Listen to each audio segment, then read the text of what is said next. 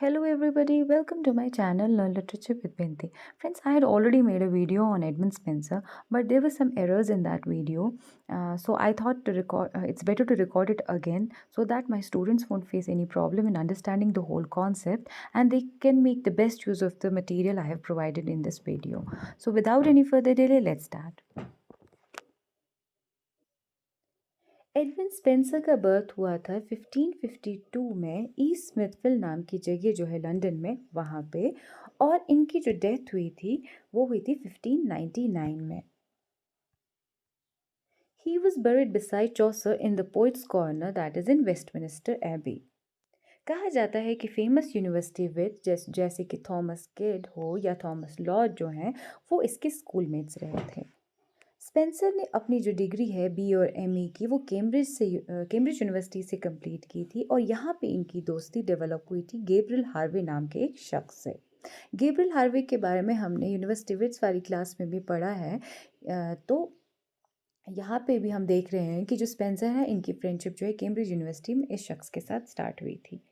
1578 में जो स्पेंसर हैं he becomes secretary to John Young who was the bishop of Rochester. And in 1579, he entered Leicester's service where he became friends with Philip Sidney and poet Edward Dyer. In 1580, he became secretary to Lord Wilton, who was the Lord Deputy of Ireland, and said that from that time onwards, he lived in Ireland as an English planter.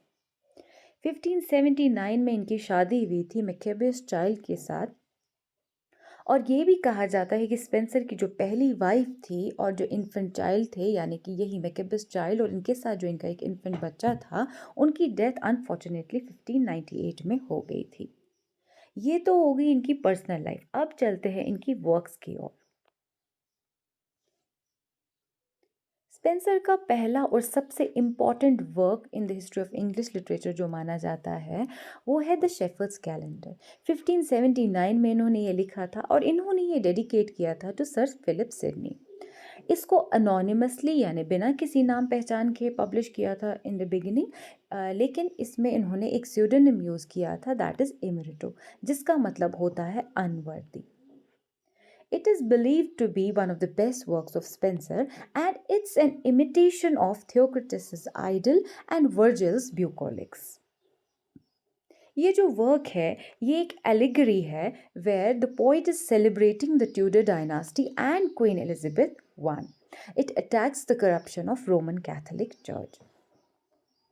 इस work में हम देखते हैं 12 eclogues हैं, one for each month, and it's sung by various shepherds. The poet is seen expressing regret and sadness over the loss of golden age. Spencer ने इस work में कुछ एक आर्केक वर्ड्स का भी इस्तेमाल किया है, और जो ये कॉन्सेप्ट है आर्केक वर्ड्स का इस्तेमाल करना ये उन्होंने कहीं ना कहीं चौसर से सीखा था. इस वर्क में स्पेंसर ने एक कैरेक्टर कॉलिन क्लाउड नाम से भी इंट्रोड्यूस किया था बेसिकली, और कहा यह जाता है कि ये जो कैरेक्टर है कॉलिन क्लाउड इसे सबसे पहले इस्तेमाल करने वाले जो शख्स थे उनका नाम था जॉन स्केल्टन. 1591 में स्पेंसर ने एक वॉल्यूम ऑफ 9 पोम्स लिखा था. इसका टाइटल इन्होंने दिया था कंप्लेंट्स. इसकी कुछ एक पॉइंट्स थी the ruins of time and mother Hubbard's tale. Next important work जो एडमंड स्पेंसर ने लिखा था that is the fairy queen.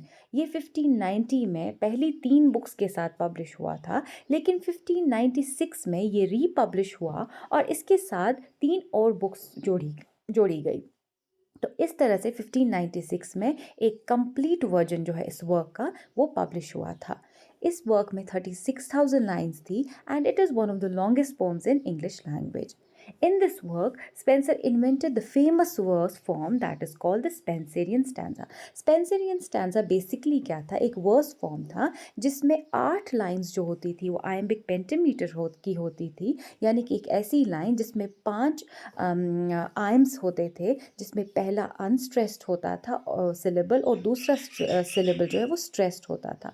तो ये होता है iambic pentameter. तो इस Spenserian stanza में स्पेंसर ने 8 lines of iambic pentameter के साथ जो 9th लाइन थी वो आयम्बिक हेक्सामीटर के साथ की ऐड की थी, और उस आयम्बिक हेक्सामीटर को एलेक्जेंड्राइन भी कहा जाता था. राइम स्कीम इस वर्क की थी A B A B B C B C C।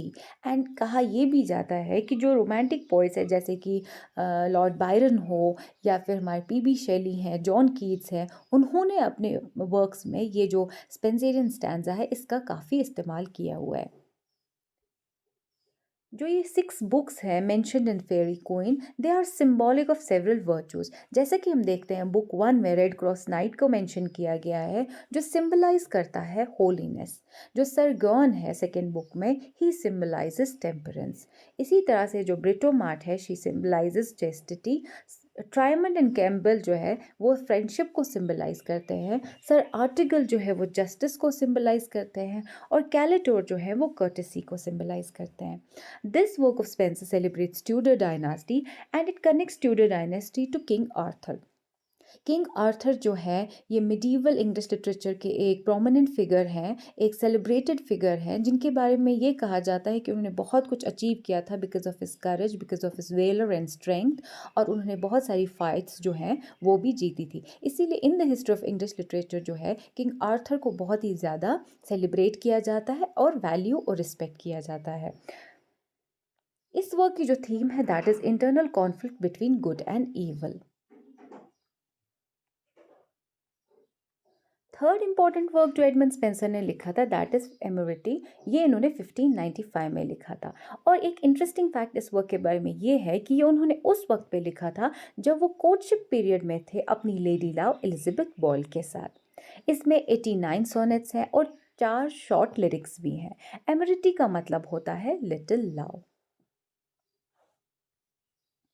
Next important work और जो बहुत ही प्रोमिनेंट वर्क जो स्पेंसर ने लिखा था दैट इज़ एपिथेलमियन, जो कि इन्होंने 1595 में लिखा था। इसका जो मतलब है that is at the bridal chamber. इस वर्ड का जो ओरिजिन है कहा जाता है ग्रीक या फिर लेटिन ओरिजिन है। ये बेसिकली एक ओड है रिटन फॉर एलिजाबेथ बोयल who was actually the lady love of Spencer. और इसमें 24 स्टैंजाज हैं जिसमें जो फर्स्ट 16 स्टैंजाज है वो डिस्क्राइब करते हैं day light hours of his wedding day. और जो रिमेनिंग 8 आवर्स है that describe the wedding night of Spencer with his lady love. इसमें टोटल में 365 लॉन्ग लाइन्स पाई गई हैं। ये जो पोम है ये सेलिब्रेट करती है मैरिज को। और इसमें क्या है कि it is sung in the honour of bride and the groom. इस वर्क में हम देखते हैं there is invocation to 9 muses who are typically Greek gods and the poet asks the muses to inspire him so that he can write better. We can see in this work that the groom desires to wake up his bride from her sleep and enjoy the bliss of his wedding day with her. The events include awakening of the bride followed by the wedding ceremony in the church, and then there is the onset of night, and then at the end there is a final prayer in the bridal chamber जहाँ पे Spencer जो है he makes a prayer to God and asks him to bless him with fruitful progeny।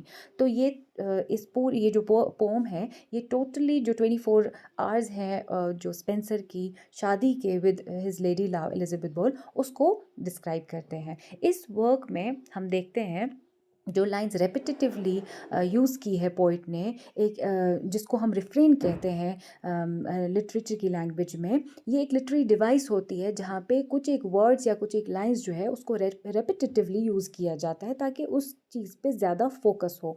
तो यहाँ पे हम देखते हैं जो लाइन फोकस हुई है जो रेपिटेटिवली यूज़ है that is the word shall to me sing, sorry the woods shall to me sing and my echo ring. जो आखिरी सबसे इम्पॉर्टेंट वर्क एडमंड स्पेंसर ने लिखा था दैट इज़ प्रोथेलमियन और ये इन्होंने 1596 में लिखा था। जैसा हम देखते हैं कि एपिथेलमियन वर्ड जो है उसका ओरिजिन ग्रीक या लेटिन था, लेकिन जो ये वर्क है या जो ये वर्ड है प्रोथेलमियन इसका जो इसको जो इन्वेंट किया था वो स्पेंसर ने खुद किया था। इस वर्ड का मतलब है spousal verse. It was written by Spencer in order to celebrate the double betrothal of Catherine and Elizabeth Somerset, who were basically daughters of Earl of Forchester. इनकी शादी इनकी एंगेजमेंट होने वाली थी जैसे कि कैथरीन सॉमरसेट की होने वाली थी हेनरी गिलफोर्ड के साथ, और एलिजाबेथ सॉमरसेट की एंगेजमेंट होने वाली थी विलियम पीटर के साथ। तो यहाँ पे हम देखते हैं कि पोइट जो है इस इवेंट को सेलिब्रेट कर रहे हैं, और ये वर्क जो है ये मेनली उसी के बारे में लिखा गया है। यहाँ पे भी जो लाइंस रेपिटेटिवली यूज हुई है, that is sweet Thames run softly till I and my song. This poem was written in Spenserian stanza, and here we can see that the poet is seen standing near the river Thames, and he finds a group of nymphs with baskets collecting flowers for the new brides. It is written in 10 stanzas, so that is all about this work. Now let's talk a little bit about the Spenserian sonnet. Spenserian sonnet basically एक variation है English sonnet की, जिसको Shakespearean sonnet भी कहा जाता है। लेकिन जो स्पेंसेरियन सोनेट है, इसकी जो राइम स्कीम है वो बिट डिफरेंट है, और इसकी जो राइम स्कीम है वो है A B B C C D जबकि जो शेक्सपियरियन सोनेट है उसकी राइम स्कीम होती है A B C D F G. तो ये तो होगी स्पेंसर के वर्क्स और उनके इम्पॉर्टेंट पॉइंट्स जितने भी थे। अब थोड़ा सा नज़र डालते हैं उन इम्पॉर्टेंट कोट्स की ओर जो स्पेंसर के लिए कही गई थी कुछ प्रोमिनेंट राइटर्स ने।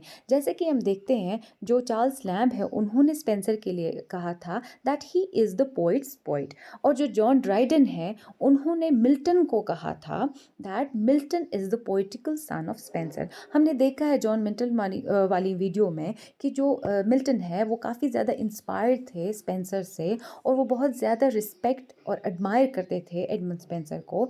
इसी वजह से जो जॉन ड्राइडन है उन्होंने जॉन मिल्टन को के लिए कहा था कि he is the poetical son of Spenser. So that was all from my side. Thank you so much for listening, and please subscribe to my channel.